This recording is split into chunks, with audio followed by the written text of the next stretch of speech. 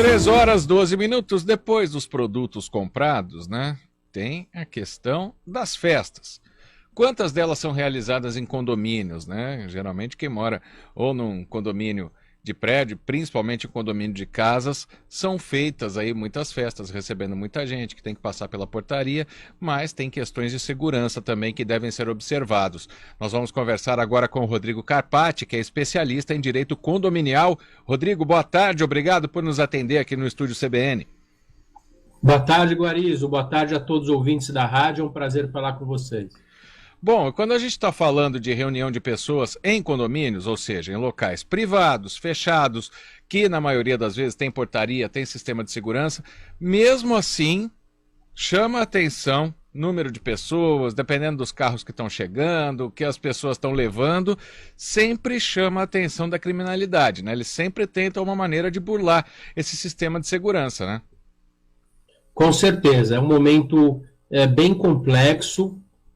Os meliantes se aproveitam desse momento em que muitas vezes o condomínio está desguarnecido, as pessoas estão aí no clima de Natal, de Ano Novo, festejando, fazendo aí a programação para o ano que vai chegar, mas a criminalidade não dorme. Então a criminalidade está sempre se preocupando com aquele apartamento vazio. Então algumas dicas são importantes, como por exemplo, não deixar aquela correspondência acumular, pedir para alguém pegar, não deixar a chave na portaria, porque muitas vezes um porteiro desavisado pode eventualmente entregar as suas chaves, pedir para alguém passar ali de vez em quando, não deixar todas as luzes apagadas, e o condomínio ele precisa manter um sistema de segurança sempre proativo, porteiros bem treinados. Lógico que é um momento de festividade. E essas festas, como você muito bem mencionou,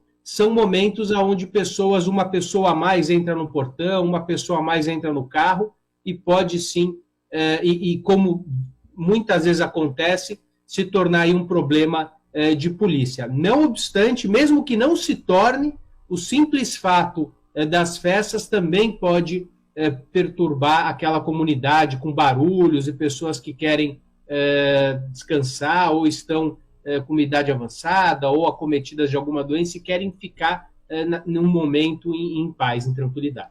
Essa é uma boa pergunta para se fazer, porque a lei do silêncio geralmente em condomínios, né, em prédios principalmente, 10 da noite tem que parar. Tá tendo festa, tá tendo churrasco.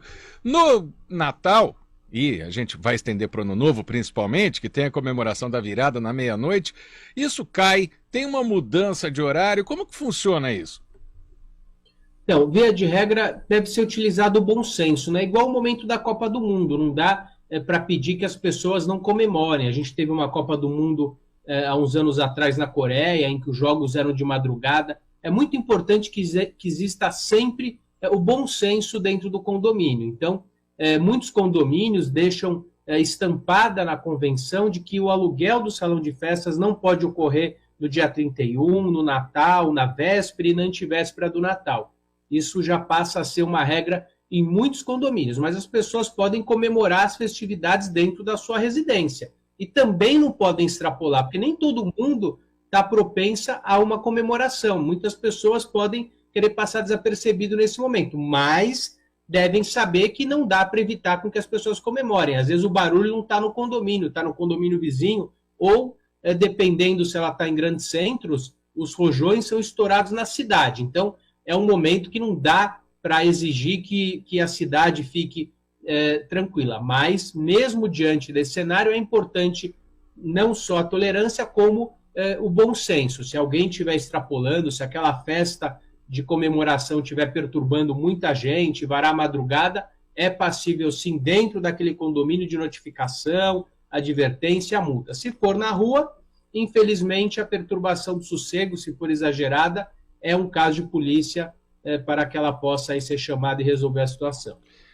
Rojão é um outro problema também, né, Rodrigo? Porque às vezes tem uma festa de condomínio, né, um certo condômino aluga o salão de festas, que tem uma quadra, uma área aberta, e existe lei na maioria dos municípios que hoje em dia os fogos com barulho não podem mais, principalmente por causa dos animais, né? Como que isso deve ser feito? Deve ter um aviso lá para o morador, porque, por exemplo, se um vizinho do mesmo condomínio denunciar, a multa vai para todos eles, né?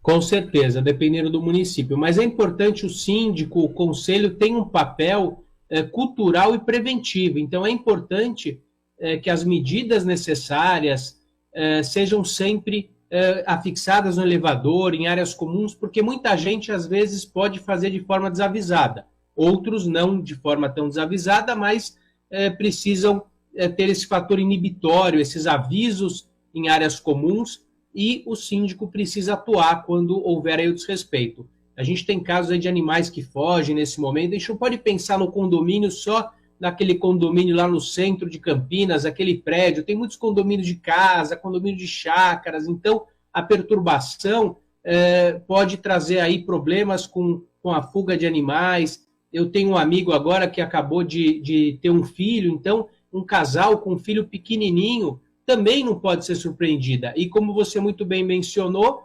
alguns municípios mantêm legislações rígidas proibindo a prática e considerando, inclusive, um crime. Então, o síndico tem como colaborar, fiscalizar e também trabalhar de forma preventiva, avisando a todos das punições do caso as pessoas queiram soltar rojões contrário à legislação.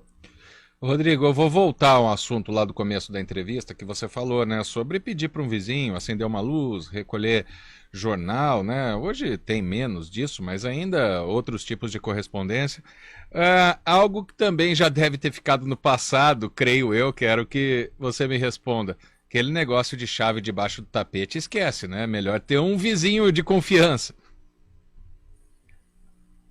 Com certeza, mas infelizmente é um momento, a gente observa em muitos condomínios, as pessoas que estão aí, as pessoas do bem que estão, passaram um ano complicado, né? Se não foi um ano muito fácil, então chega nesse momento, as pessoas querem comemorar, estão preocupadas com o Natal, com a ceia, com o encontro da família, de familiares que não viam há muito tempo, e isso faz com que, infelizmente, elas baixem a guarda.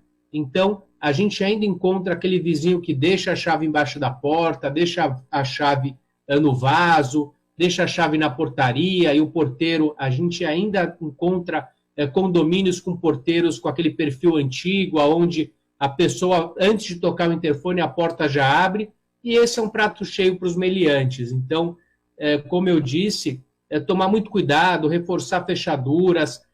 A responsabilidade pelo furto dentro da unidade é do condômino, então ele tem que manter aquela porta dele fechada. E o meliante vai tentar observar da rua, janela, ou tentar verificar situações que deixem aí mais fácil a entrada. E nós estamos tendo muitas ocorrências, infelizmente, dentro de condomínios e nos grandes centros. É um momento em que as pessoas estão indo viajar, vão para suas chácaras, vão para as casas no litoral, e os apartamentos vazios, quando voltam, infelizmente são surpreendidos com furtos e o extravio de objetos. Nesse caso, se acontecer, a responsabilidade é do próprio morador, como você disse, ou tem alguma exceção em que o condomínio pode ser responsabilizado? Tem exceção sim, Marco. Quando o condomínio ele oferece um sistema de segurança, quando o condomínio deixa, por exemplo, um meliante entrar de forma muito fácil, ou no momento em que um funcionário colabora com esse fato, com esse furto ou com esse roubo, o condomínio sim assume uma responsabilidade, mas via de regra, o condomínio não responde por furtos dentro de unidades. As unidades são privativas, quem tem que fazer a guarda é o próprio proprietário, e o responsável pela segurança pública é o Estado. Porém, caso aquele condomínio facilite, haja de forma culposa e facilite a entrada daquele meliante, o condomínio pode sim chamar para si, em alguns casos, a responsabilidade e ser corresponsável por esses roubos e furtos. Mas uma investigação, por exemplo, ela tem todo o direito de pedir as imagens do circuito de segurança, né? Por exemplo, um apartamento foi invadido, o condomínio é obrigado a entregar esse tipo de material, porque às vezes dizem, né, não, apagou, passou por cima. O condomínio tem que ter essa, entre aspas, essa reserva, essa caixa preta aí para caso haja uma ocorrência dessa maneira. Essa é uma situação também muito importante. Primeiro, não dá para manter imagens gravadas apenas um dia, sistemas rudimentares.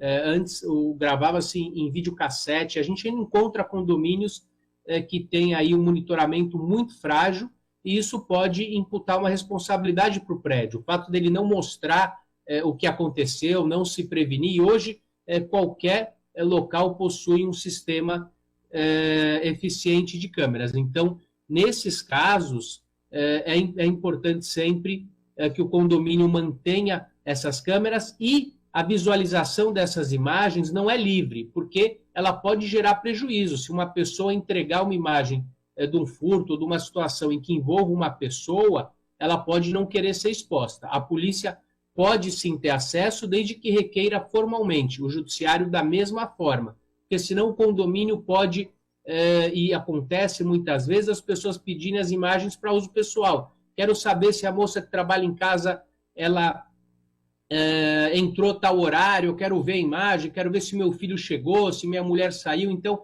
essa não é a finalidade. A finalidade do monitoramento é trazer aí uma segurança, e essas imagens não devem ser distribuídas de forma aleatória, elas devem preservar, e alguns municípios mantêm uma lei de preservação dessas imagens. Inclusive, nós temos hoje uma legislação de LGPD, Lei Geral de Proteção de Dados, em que as imagens também fazem parte disso. É isso, sempre tem gente querendo usar para o mal, né? Para ver quem entrou, quem não entrou, sem ser uma situação de assalto, né? De roubo, de furto.